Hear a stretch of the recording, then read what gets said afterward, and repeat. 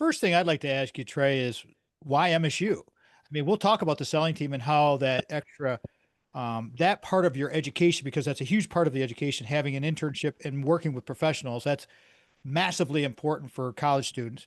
But that's before we get there. You're coming out of West Bloomfield, and you did have a chance to play some pro football. And I mean, so you're that good player. I mean, you played 4 years at Michigan State University. You had the COVID time, but what exactly what tipped Michigan State towards your favor, and what was your experience as that went right from the beginning in the early days?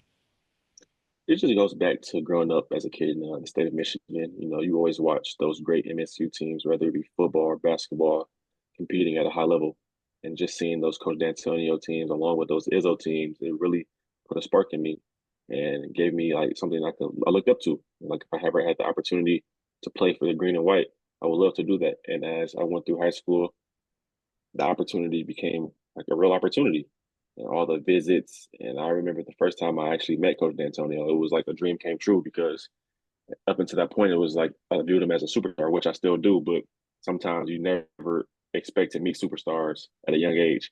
And when I first met him, I tried my best to keep it cool, but it was a great experience. What was he like when you first met him? Was he, because he seems like such a stoic guy, and I mean, Mm-hmm. and I've met him. I worked the sidelines for his staff for a long time, but I mean, and he was just so businesslike. He's just right there. What was he like it for the players? Because is he sort of like a dad figure? Absolutely. From the outside looking in, he may seem like someone who's played one of the old mob movies and things like that, but he's a very family oriented person. And like I said, you may not know that from the outside looking in, but once you get to spend some time with him, every time I see him, even when I saw him earlier this year, the first thing he always asks is, "How's my family doing?" And no matter where we are, "Hey Trey, how's your parents doing? How's your siblings doing?" And that's something that has been consistent since the first day we met. And that's why, the love and the genuine relationships meant so much to me when I decided to come to Michigan State. Who was your position coach? So my freshman year, well, actually, the person who recruited me was Terrence Samuel, who was under Coach Dantonio for a numerous amount of years. And then my freshman year was Don Trailwell from the previous staff. And then the tail end of my career, well, majority of my career was Courtney Hawkins. Set all that up and tell the listeners kind of what you have to go through as a Division I student athlete, and then you mix in the pot, Brock Fletcher and working as an intern with him. But start there. Start with the time management skills that students should be expected to know or understand at least when they start in college. Can you start there, please? Absolutely. Time management is by far the most important thing for any student athlete, no matter which university you're at across the country. You have to have the balance of one, your books, whatever sport you're playing, practice, recovery, mealtime, and then also you're going to have the after hours, whether it be extra time in the study book, hanging out with teammates just to build that team camaraderie. And that's not only, and that's like I said, that's before I even mentioned what I did with Brock and myself, and along with the other athletes, wanting to do more than just be a student athlete, wanting to have those opportunities to better yourself outside of just that sport you're playing. Because as most students have those opportunities, whether they're interning over the summer or having job opportunities throughout the school year. But as an athlete, your time is already so limited. So being able to do that sometimes is quite impossible unless you have people like Brock Fletcher in your corner who have the flexibility to allow you to be a student athlete and gain that experience. And myself, along with a handful of other student athletes who've done it over the years, are very appreciative of that because that wasn't something that's typically normal for many universities. Brock, what have you learned? You've been working. You said Trey was one of your first, if not the Hmm. first, student athlete that you had working in an internship program. What have you learned about the student athletes, and what are some of the things you'd like to talk about? We'll talk about Trey throughout the show, of course, but please share some of your input. Yeah, I mean, one thing that has jumped off the page with almost all of my interactions with our student athletes is just the level of maturity right out of the gate. So when you live a life with that much pressure, right? Going through high school, the pressure of performing, getting recruited, there's a level of maturity that's already there. you know, at a 20, 21, 22, that's a lot of pressure, right? Very, very few 20 somethings, you know, are being scrutinized. And even when I look at myself, right, I'm my worst critic, but if you're a college athlete, you are not your worst critic, right? You have a lot of people that are bringing heat on you, and frankly, most of those people couldn't even do a 40-yard dash. Let's just say that, but a lot of pressure. Tre's very mature, very humble. You know, I mean, Tre's one of my favorite people. You know, Appreciate that, bro. you're very welcome. But yeah, just that level of maturity really jumps off the page with many of these student athletes. And there's a level of mental fortitude and toughness, again, that kind of goes with that. These positions, you're kind of on an island. I mean, when you're at the receiver position, your job's to get open, right? So if you can't, I mean, you're on an island. If you're not performing, it's available for everybody to see. So that pressure creates good people. I mean, frankly. So, Tre, just overall, is NIL a good thing for college football? And if so, how so? Ooh, is NIL a good thing? I look at it as a blessing and a curse, when handled the right way. I think the negative side to it is just the structure of it. I'm not sure if there's a solid structure put in place for each sport and each university across the board, where it makes it an even playing field for each, whether it be conference, division, whatever the case may be. It should be a structure that keeps everyone on the same accord, so that there's no confusion, there's no uncertainty, and there's no problems. I'm all for athletes making money that they deserve for putting in the work. So that part of it, I'm 100% behind. I just wish that I wish that there becomes some type of structure so that athletes aren't abusing it, and also that universities aren't abusing it. If we're going to allow athletes to be compensated for their work on and off the field, like the pros, then we should act accordingly and make sure that there's a structure in place so that both sides are protected. Are the players missing out on developing relationships with the fans over a period of time? And do you think that's gonna, or are they just completely unaware that they could be building relationships over 4 or 5 years? And does that weigh into the equation at all? Both. There are some athletes who are aware of what they're missing out of, and that can be due to having older siblings who have come through the ranks of being a collegiate athlete, or just having people who are close to them who've also been in the same light. And then there are some other guys and girls who could be the first one coming through and being a collegiate athlete and not really understanding the full process of the camaraderie, the relationships that you can build in the community that will last a lot longer than your 4 to 5 playing window. And I think that is something that is going to become a lost art with the cultures of different universities. Like my freshman year, when I came in, that was something that the older guys instilled in me, along with the coaching staff, the history of the game, the love and passion that the fans brought to each game. And I feel the portal has kind of taken away from that because guys aren't seeing the full picture, with them only being at a university for a year or a few months and then on to the next. It all can get mixed up for them, and it's a different viewing for them because they're not looking at it as, okay, this school has a long history of this or that. It's just more of a transactional thing. I'm here to play ball, get my education, and then if it works out, great. If not, I'm on to the next. And I think that's very detrimental to, one, the college game itself, and just the tradition that universities have. Yeah. I have a theory, and I just want to know the answer. So, because so few guys can go to the next level and play NFL and have a career, do you think that do you think the players that transferred a lot, are they going to have to defend that decision in a job interview at some point, do you think? I think in some situations they will. In some it may not be that big of an issue, but I can definitely see that coming up just in terms of adversity. At some point in life you're going to face adversity, whether it be at a younger age or at an older age, and quite frankly, adversity never stops. At your least expected time, you can face adversity, but that's what builds character in all individuals. How you come Sure. through, how do you react how do you come out after going through a tough time?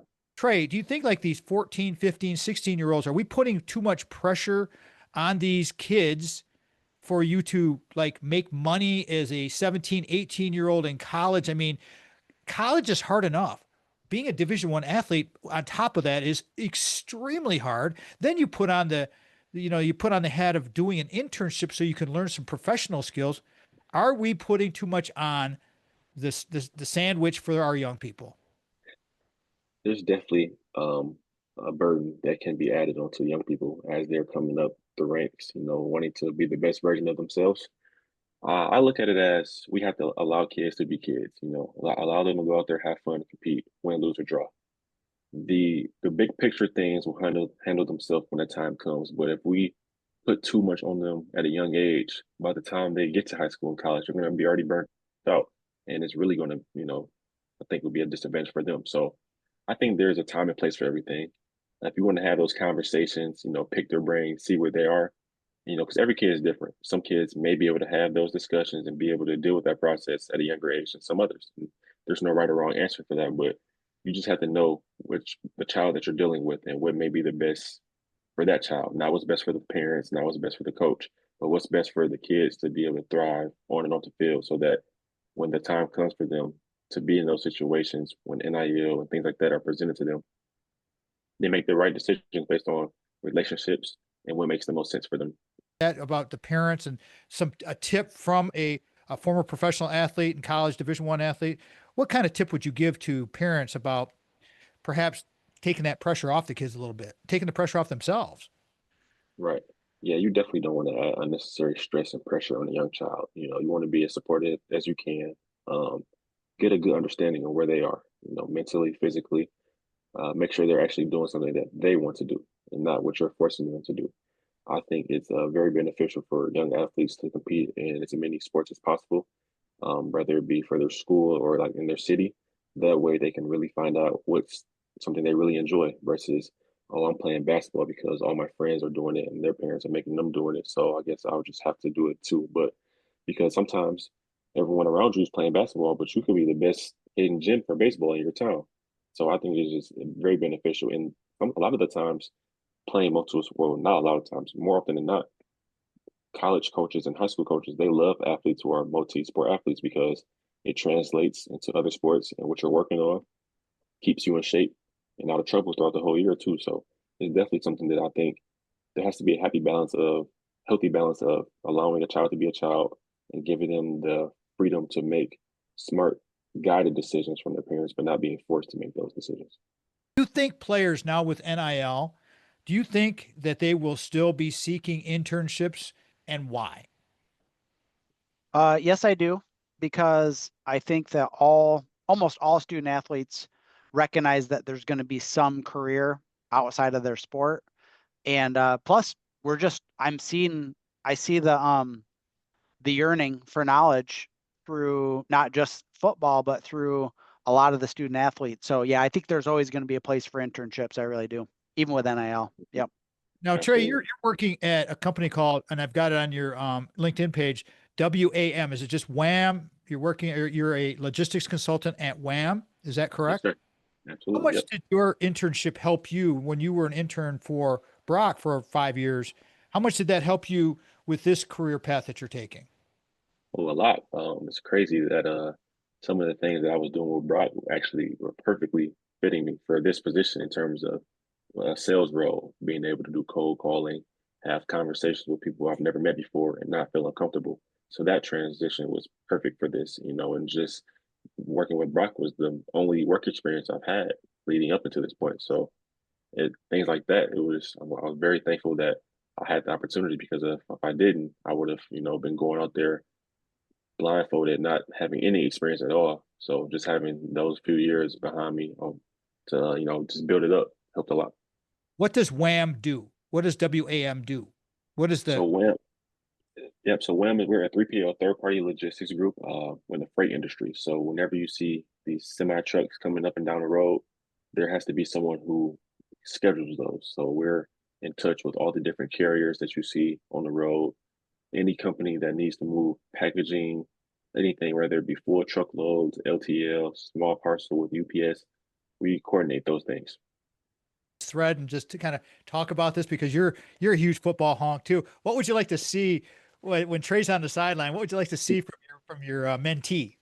I mean, I'm sure he's going to do great, but I haven't heard the job description yet. So I will have him answer that question here first. Yeah, so over talks with the rest of the group, my role will be sideline, play by play whenever Will or Wendy, whenever anyone comes down to me for me to give my side of the game from a former player and from that sideline perspective, because typically or often now they're in the booth giving the call. So it's a different standpoint. So to me, just seeing what I see from the lens of a player who was in the game 2 seasons ago and knowing a lot of the players who will be on the field competing, I think it just adds a different perspective that the fans who are listening in will love to hear. Tre, talk about the level of maturity where you're at now, because I saw a student. I took some of my football tickets to a student that I've been working with, a senior now, and I hadn't seen him in about a year. And I took him my football tickets for Friday's game, and I couldn't believe how much he changed from his freshman, sophomore year till his senior year. That level of maturity and that growth is so just massive when you're in college. Talk about that a little bit, and Brock, and then I'm going to throw it to you and let you, and then we'll need our takeaways. But go ahead, talk about level of maturity and how much change can happen as you're growing in college.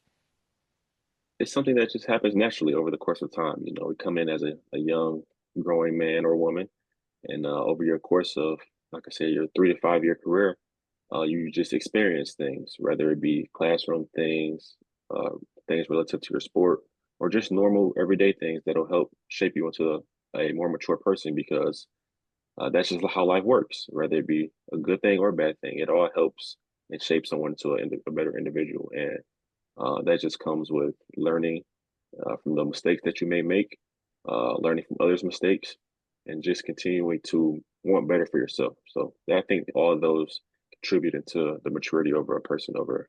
There we go. That was a riot. Tre Mosley is a great guy. I mean, he's just so solid. And Brock Fletcher, he's becoming my sidekick on radio. I mean, he's always been my friend. And so it's like just wonderful. The Spartan experience, the student athlete's journey. I love promoting Michigan State University. I am a green and white honk. I am biased as hell and damn proud of it. They changed my life. The university changed my life. And it will change your kid's life. And it may change your life if you want to go back to school as a non-traditional student like I did. Keep it in mind, because growth is really, really important in this world. Until next time, everybody. Been a blast. Been a riot. Love doing this kind of stuff. We will talk to you next time. Been listening to the Tom Matt Show. I am Papa Tom, your host, Tom Matt. Peace out. Love y'all. We'll see you next time.